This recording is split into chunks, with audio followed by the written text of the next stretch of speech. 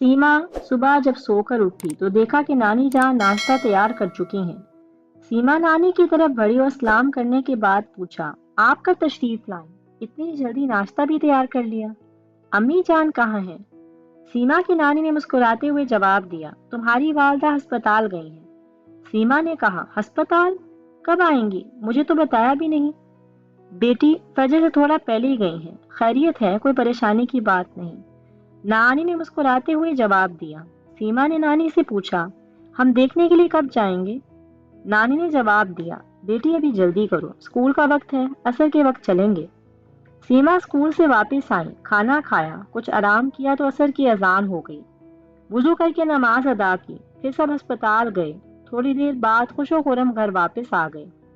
सीमा अपने छोटे भाइयों के साथ खेल में मसरूफ हो गई।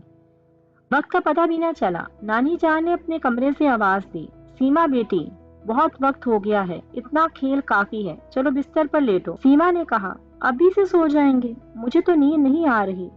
अम्मी जान तो 10 बजे तक खेलने देती हैं। नानी ने जवाब दिया, बेटी जल्दी सो जाओ ताकि जल्दी उठ सको। सीमा गुस्से से भरी हुई उठी और फल और चॉकलेट लेकर कमरे में जाने लगी। नानी ने कहा, नहीं बेटी, ये चीजें सोते वक्त खाने की नहीं होती। अभी थोड़ी देर पहले तो तुमने खाना खाया है और अभी दांत साफ करो और सो जाओ। सीमा ने कहा, क्यों नानी जान, मैं तो सोने से पहले कुछ मीठा खाने की आदी हूँ। नानी ने जवाब दिया, बेटी इस चॉकलेट वगैरह से तो फल बेहतर है, चलो वो खा लो, लेकिन चॉकलेट नहीं खाओगी।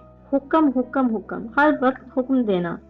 सीमा कहते हुए अपने कमरे में चली गई। सीमा की नानी इसकी गुफ्तगू सुनकर बहुत रंजीदा हुई, लेकिन इस वक्त पी दुआ दी, अल्लाह तुम्हें हदायत दे, और कहा, बेटी मैं सिर्फ तुम्हारे फायदे की खातिर हुक्म करती हूँ।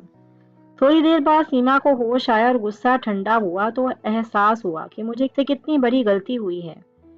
मैंने नानी जान के साथ कैसा मामला किया। ये पहला मौका है कि मैंने ऐसे लहजे में बात की। वो सोने की कोशिशें कर रही थी लेकिन नींद नहीं आ रही थी। वो बातें बार बार जहन में आ रही थी। सीमा ने दिल में कहा, नानी जान से माफी मांगना चाहिए। अम्मी और नानी जान की तबीयतें मुख्तलिफ हैं, मुझे ऐसा बर्ताव नहीं करना चाहिए था। नानी को हमारी भलाई की खातिर ये बातें करती हैं। सीमा नानी के कमरे में गई। नानी जान तलावत में मशगूल थी। कुछ देर बाद तलावत से फारिग हुई तो सीमा नानी से चिमट गई और माफी मांगी। नानी ने सीमा को गले लगाकर तसल्ली दी, कोई बात नहीं बेटी, गलती हो जाती है, मैं सिर्फ आप लोगों की भलाई की खातिर ऐसा करती हूँ। चलो अब तुम मेरे कमरे में आई हो तो मैं तुम्हें अपने बचपन के वाकयात सुनाती हूँ। सीमा नानी जान से मजे मजे से वाकयात और कहानियां सुनने में मशगूल हो गई। यहाँ तक कि सीमा की जबान से बेख्तियार निकल गया, नानी जान आपका बचपन तो वाकई मिसाली बचपन है। मैं भी इंशाअल्लाह ऐसे ही बनकर रहूंगी। प्यारे बच्चों, बड़ों का साया हमारे सरों पर अल्लाह ताला की बहुत बड़ी नेमत है। अगर यही बड़े जब घर से रुखसत हो जाते हैं फिर हमें नहीं कदर आती है। इसीलिए कभी भी अपने बड़ों की बातों को गैर जरूरी ना समझें।